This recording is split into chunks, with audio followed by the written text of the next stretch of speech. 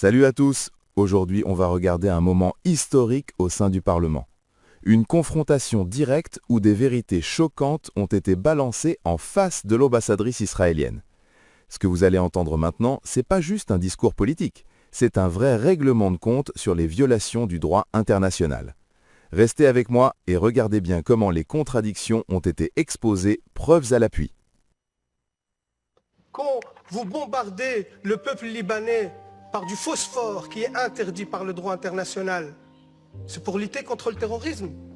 Quand vos soldats, qu'on considère que vous dites que c'est l'armée la plus morale du monde, quand vos soldats exhibent les vêtements des femmes assassinées et qui font des vidéos de divertissement sur TikTok, quand ces mêmes soldats posent avec leur butin de guerre fièrement et qui sont fiers de tuer des enfants et des femmes, et c'est eux qui le disent, dans des vidéos TikTok, dans des comptes Twitter, ça c'est votre armée la plus morale. Et oui, monsieur de Macht, moi je ne me rabaisserai pas à vos insultes sur l'éducation, ainsi de suite, je vous laisse ces bassesses pour vous, mais par contre, oui, moi je prends parti dans ce conflit, je prends parti pour les opprimés.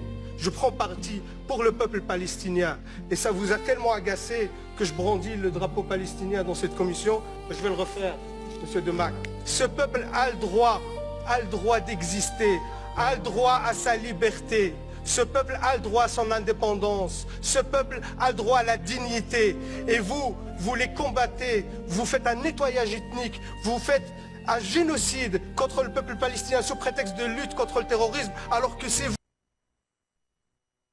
Il y a un député qui a parlé cash, il a mis les points sur les i, et il a confronté l'ambassadrice avec des vérités qui font mal, en direct. Restez avec moi, écoutez bien ce qu'il a dit, surtout quand il parle de double standard. Franchement, c'est une vidéo à ne pas rater. Vous, l'armée la plus terroriste dans la région, c'est vous les vrais terroristes, c'est vous qui colonisez la Palestine depuis 76 ans. 76 ans, il n'y avait pas de 7 octobre depuis 76 ans.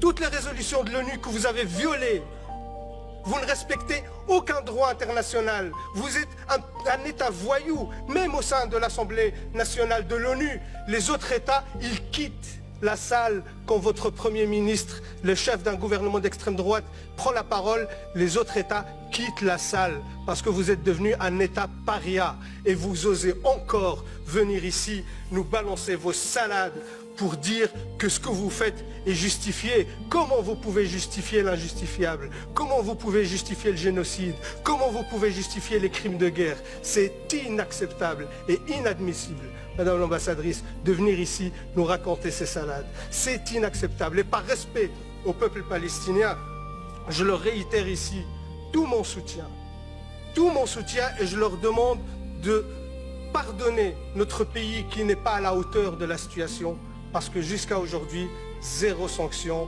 ont été prises contre votre État. Et vous savez, vous avez justifié vos réactions parce qu'on vous a lancé des roquettes. Une autre étude sur les attaques en jaune, les attaques libanaises, en mauve, les attaques israéliennes. Qui est le terroriste de la région? Vous êtes l'État terroriste et vous avez des comptes à rendre. Et c'est une honte aujourd'hui que vous restez encore impuni, qu'il n'y a aucune sanction contre vous. Je termine par là, Madame la Présidente, même s'il y a beaucoup de choses à dire, mais on est limité par le temps. Mais je pense que l'essentiel a été dit. Et surtout, ce qui est encore honteux, qu'il y a encore des porte-voix et des porte-paroles dans ce